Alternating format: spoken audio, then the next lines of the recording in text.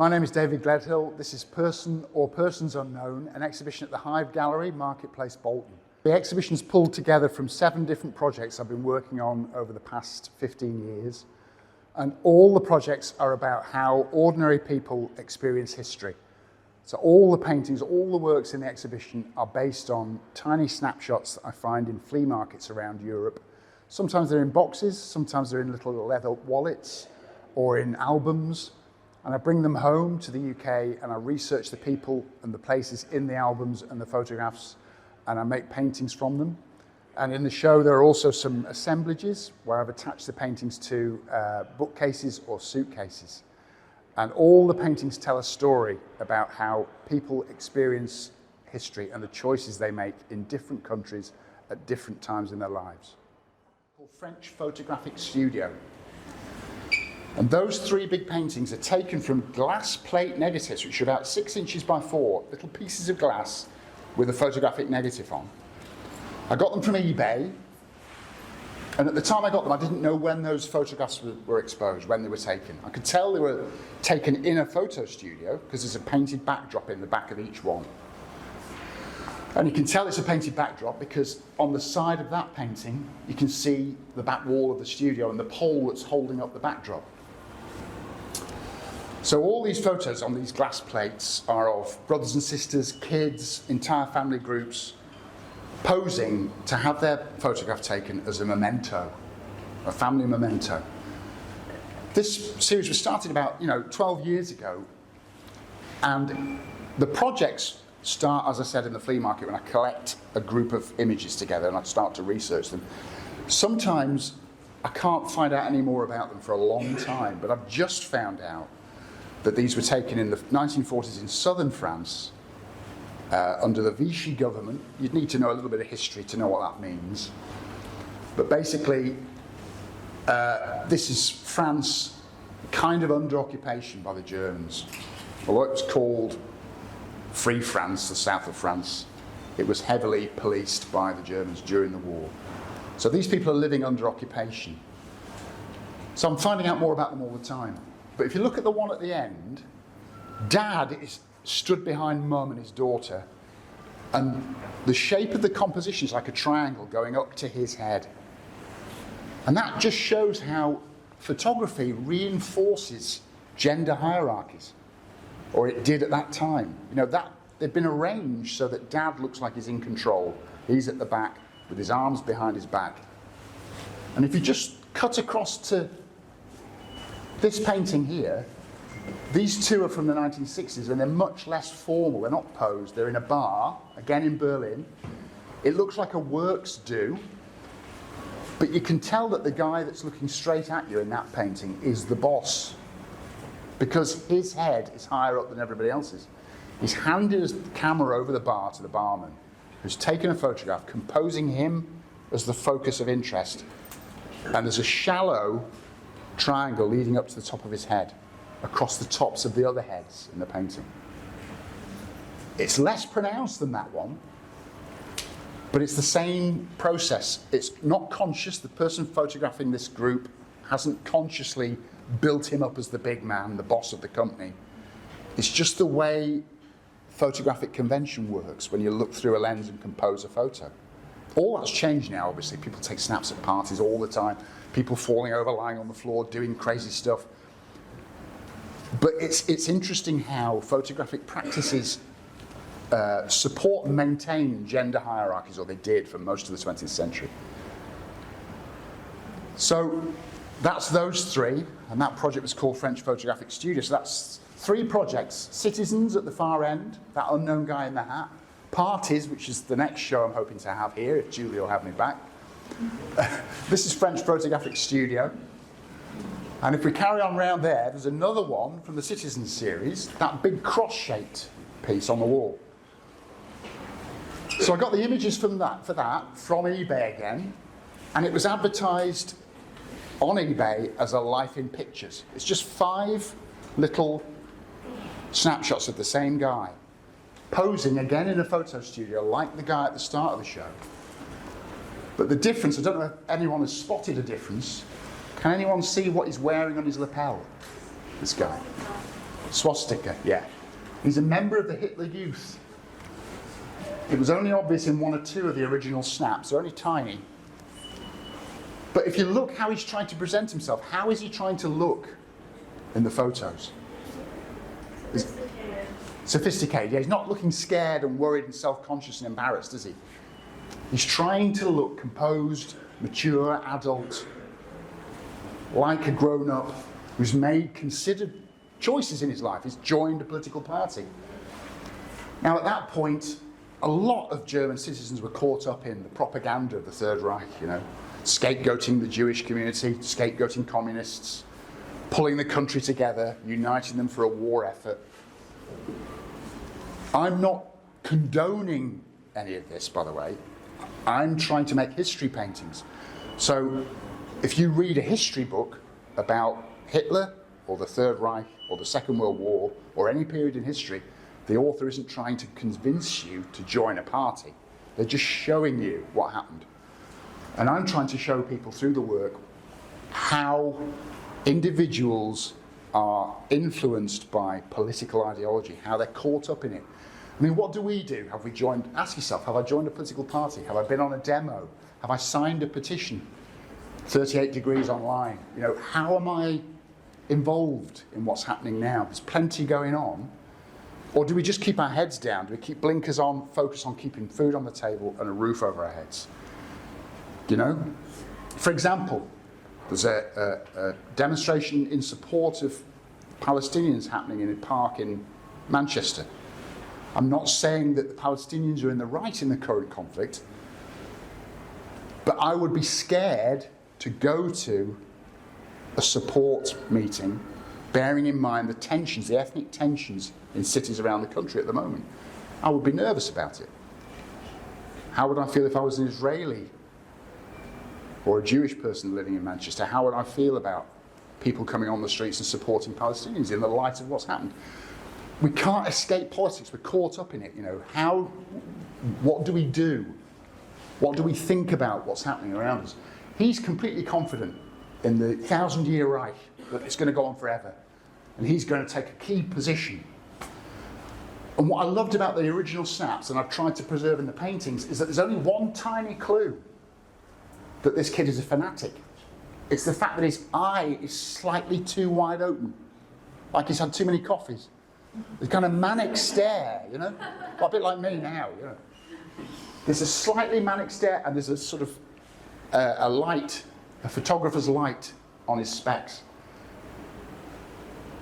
I've arranged them in a cross formation to give a slight hint of the swastika, but also a hint of the target, the crosshairs of a gun target, because it's more than likely that he would have been killed in the war, drafted towards the end of the war, made to fight, and possibly killed alongside tens of thousands of other German youth. So think about how you present your work. How do you present it? What can people see? What does it mean? Does it have a metaphorical meaning? You know, the way you present your work. Don't just buy IKEA frames if you work in 2D and just plonk things in a row on the wall. Think how you're inviting the audience to encounter it. How are you presenting it? Because presentation is part of the meaning. Yeah? So having said that, I've just belted the mic. That's going to be interesting. Presentation being part of the meaning. Just have a look at these two pieces in suitcases. I'll just give you a tiny little bit of history without being too boring, hopefully. This is the same person in both suitcases. Here he is having a photo taken for his border pass, and here he is at retirement age. At where, sorry? Retirement age. He's retired in that little snap in there, or painting. Now, he's an ethnic German. He's a German-speaking citizen living in the very western edge of Czechoslovakia. After the First World War, Czechoslovakia was created, but the borders didn't coincide with the ethnic groupings in that part of Europe. So lots of ethnic Germans were caught inside Czechoslovakia. So when the war broke out in 1939, he joined the Wehrmacht, he joined the German army and fought against the Czech army. He lived right at the western edge, just near the border with East Germany. So when the war ended and Germany lost, he fled across the border probably at night, with his wife, and his wife is on the end there, in that double portrait. And they settled in a town called Bad Elster, just across the border. Now, all this information is contained in the little box I bought from the flea market with the photos in, lots of documents as well, so I could work this out, a bit like Sherlock Holmes, you know. Or This Is Your Life, or something like that. So I've used vintage Cazzetto suitcases. These are cardboard suitcases that were affordable for ordinary people. These were made in the 1940s at the time that this couple had to flee across the border. Otherwise, they'd have been caught and imprisoned or beaten to death by the Czechs. So these are migrants, refugees. Whether or not they were in the right or wrong morally, they're fleeing across a border to get away from certain punishment. And the suitcases stand for that journey, having to throw a few things, important documents, in a bag or a suitcase and run across the fields. It's about a 10-mile hike from where they were living to safety in East Germany. This painting on the front of this bookcase is of Karl Hoffmann's wife, Elfie, at roughly the same age as he was in that suitcase there.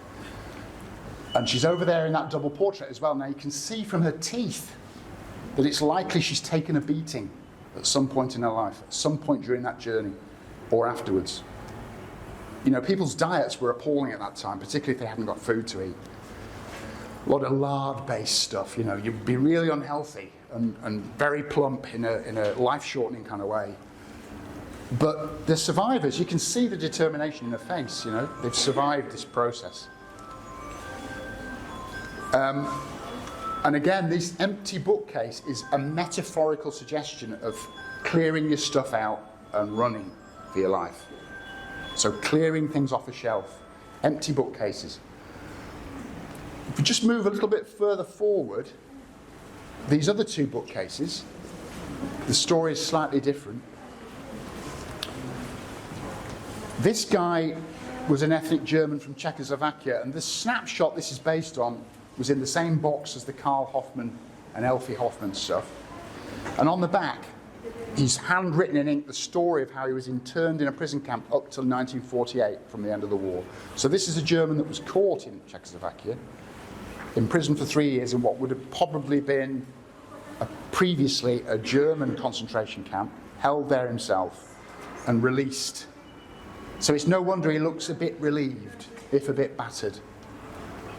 And again, he's just an ordinary citizen, you know, a German caught in Czechoslovakia at the end of the war. The game's up, you get caught and you're put in a prison camp and you're released and you do this little photo, you know, you're in a photo booth or wherever we do it now, a selfie, and you send it to your friends to tell them that you're safe. You know, so the story behind the photo is absolutely fascinating to me. I can relate to this, not because I've had to flee my country, but just out of empathy. And that's what I want people who look at the show to feel, empathy for the people in the show. You know, I'm trying to make them as real in the space as possible, you know, by using black and white paint, modelling the heads, making them really physically present. You can't do that with colour. You're always distracted by contrasting colours in a painting that's full colour.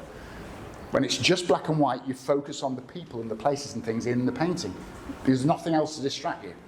So I want the viewer to relate directly to the people and just to think and feel what they would have experienced. So that's an internee. He was interned. They were migrants expelled from a country. This lady here, can anyone tell what's happening to her? Just have a look at that image. What's weird about that image? She's been killed. That's the clue there, just at the left-hand edge. And I was just rummaging. Again, this was Frankfurt. Is it like, it's not like a fascism, so it's not something to do Jewish people, so I don't think she's Jewish, I think she's German. This was in a German flea market, but there's a steel pole at the back of her head. So when I went into Google and tried to find similar images, there were lots and lots of images, mugshots, of German citizens from Germany who had denounced Hitler or run the war effort down, saying it's a waste of time, we're going to lose, it's time we tried to get peace, you know, all this. Overheard by a neighbour, reported to the police, and then she was arrested and given a mugshot.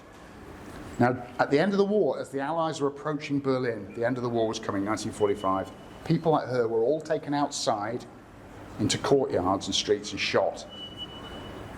So she's a German dissenter against Hitler, against the regime. Yeah? So, again, she's a dissident, and they're migrants, and he's an internee. So this is the story. You can find this stuff out. If you find old snapshots, that's what I like working with, but you've got to find out what you love working with.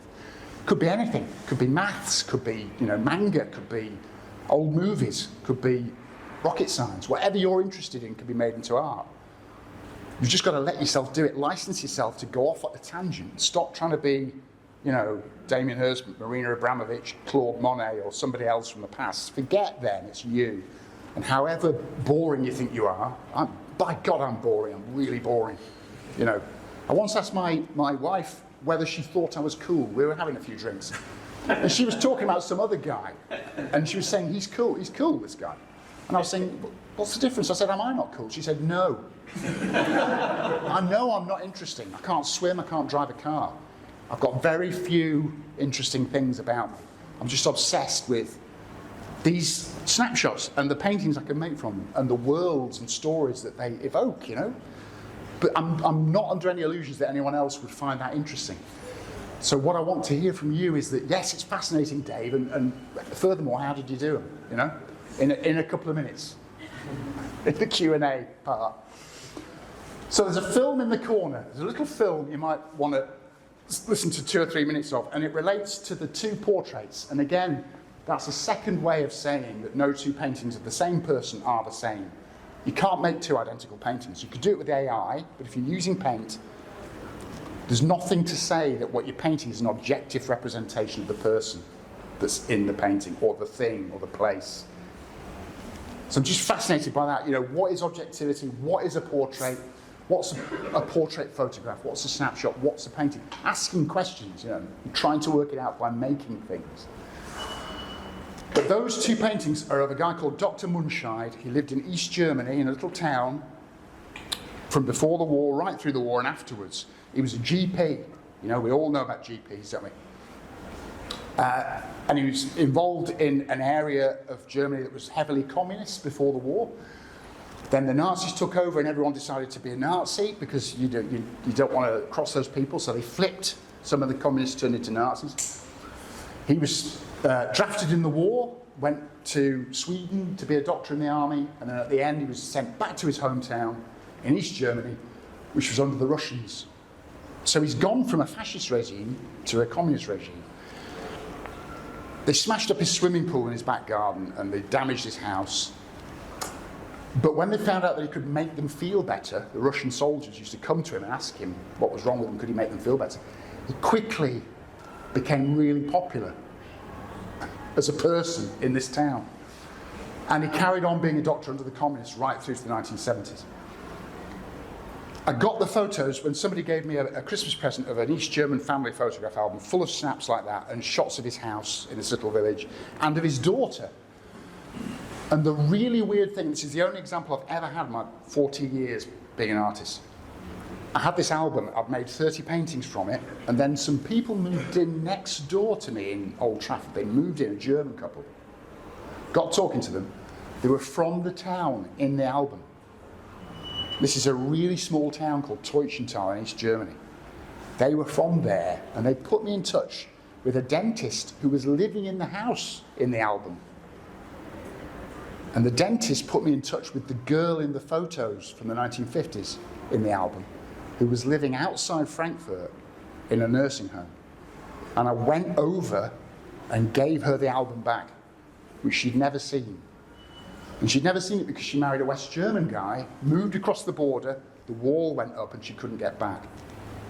So her dad had put this together as a wedding anniversary present. It's like, this is your life, full of photos.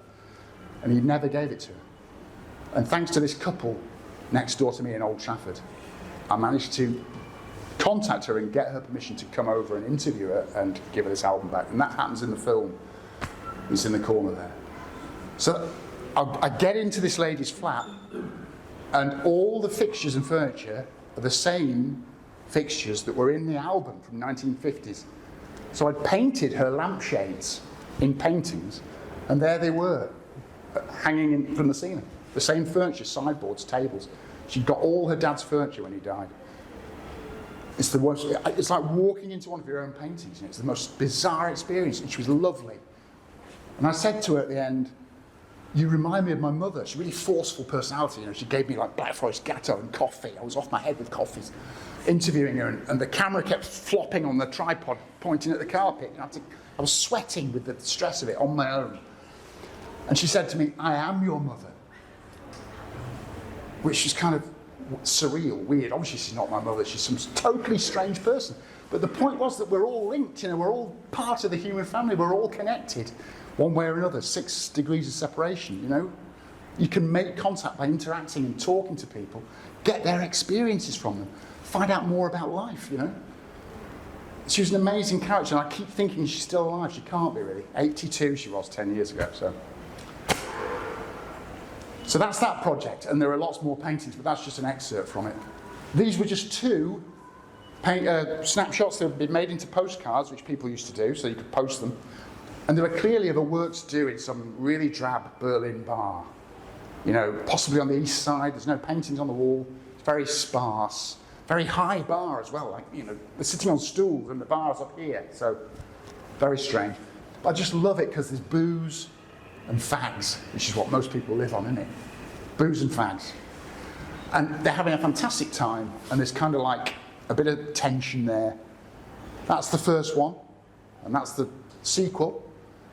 And that lady has got the boss into a corner, and they're either married or they're, in a relationship. They certainly take the shine to each other, or he has to her, and she's radiating happiness, because when we're in bars flirting, that's what we do, don't we? We radiate, But I just love the way that whoever's taken the photos left the drink between them and the ashtray right under her chin. You can get those ashtrays on eBay if you're interested. Big, solid ceramic ashtrays, And the packet of fags and the matches. That's all you need for perfect happiness. All that was written on the back of the postcards was March 1961. So it's the economic revival in Germany. Lots of American investment pouring in. Companies are coming back to life, and Germany is recovering from the war and becoming what it is today, an economic powerhouse. So there is that optimism. It exudes that kind of positivity and optimism. So the next one up, that little set of 3, that's 3 of 5 tiny snaps that I found in a box. And this is a really weird one, because I was looking through this box and I was very hot and flustered, and I just grabbed a lot of snapshots randomly and a packet of envelopes, because you get these packets of envelopes with old handwriting on, and there was stuff full of letters. So I just bought it all for €5. Back to the hotel, started looking at the letters, and one of them contained a snapshot of the same guy that was in all the photos I'd picked. Which is just, what are the chances of that? I just picked these photos, the ones that seemed most interesting. So if a photograph doesn't tell you anything much about the people in it, how come I picked all photos of the same couple through their life, from the 1920s right up to the 1950s, and not one by anybody else, of anybody else? So I thought, wow, this is a story. There must be a story here. And I looked him up on the internet. His name was Otto Schmeider, the guy on the left there. And he was the director of a condensed milk company in Berlin, right? Really boring. And he'd written a few little treatises about how you condense milk and make it into powder. And because, that was a protected profession in the war, the soldiers needed dried milk, he wasn't drafted, he wasn't called up, he was left in his post. But the really weird thing about them is that in some of the photos, there are fancy dress parties, a bit like that one. And in one of these photos, Otto is giving a comedy Hitler salute, like that. And everyone's kind of laughing around him. He's doing this. The ironic thing about that is that if you did that, and somebody denounced you, you would be imprisoned and shot for taking the mickey out of the Führer. And what makes it really interesting is that his headquarters of his company was round the corner from SS headquarters in Berlin, about 200 yards away. So he was running a risk, even amongst his friends, all dressed up and all drunk, in this photograph. It's on record. There he is. And he's smiling, you know. So he's a bit of a character. His wife is even more of a character. She's got a little alpine hat on there. She's lurching all over it. In some of the photos I didn't paint, she's kind of really lolling about, you know, like she's had a couple of schnapps or something, or some champagne. She's got the comedy hat on. But he's clearly crazy about her, you know. The one in the middle shows his affection. And she's happy, she's laughing, you know.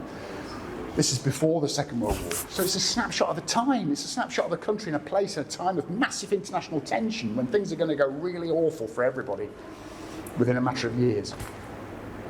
And if you're a fan of kind of, you know, European literature, you like sort of novels set in the 20s, 30s, 40s, to be able to get into that time frame as an artist while you're working, you know, and while I'm working on these things, I'm kind of getting to know these people. I'm painting their ears and their noses, and it's like they're there with me. And the really strange thing is when you do the eyes and they start looking back at you.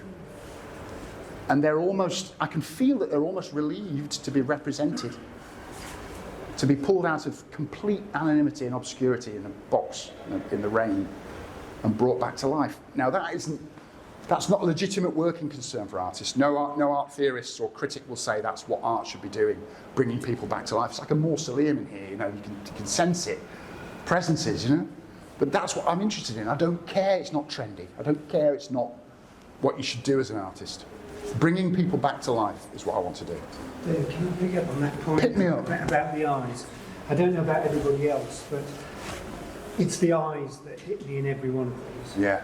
And I presume that when you were engaging with the photographs and engaging with putting it together, the power of the eyes must have been hitting you pretty strongly.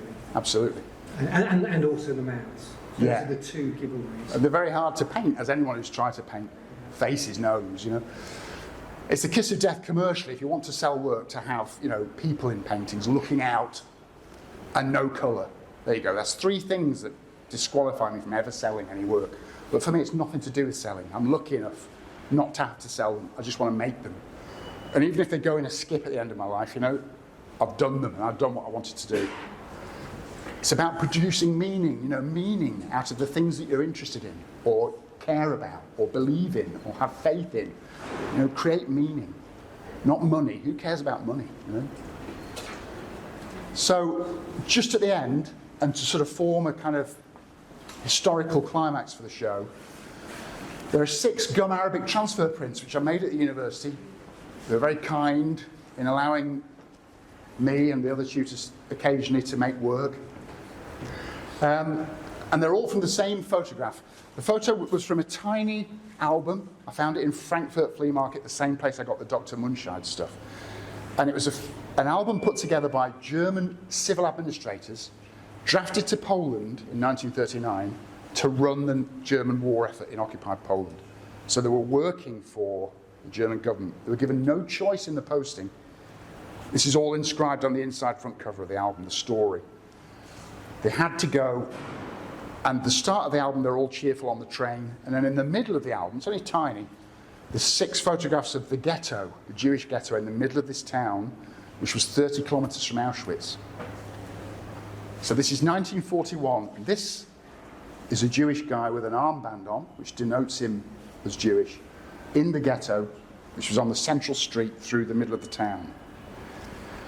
And one of these administrators is walking through this street, photographing people against their wishes, which is something that's very politically dubious today, but because they were the ruling, occupying force, they were free, they were protected, they could do what they want. And what happened when I tried to use this transfer process to take the photographic image from a print onto print paper, it failed every time. I tried relentlessly on various scales to transfer this photograph onto print using this process. And every time the faces were missing, or you couldn't see part of the image, there's too much visual noise, or the face was in darkness, you couldn't see the armband. So I just put them away under the bed for about 10 years, and then somebody bought some of them and framed them up and put them around our house, and I saw them in a different way because someone else had rescued them from me. It's the fact that you can't see who it is that's meaningful, because he was made anonymous by this process of ethnic persecution.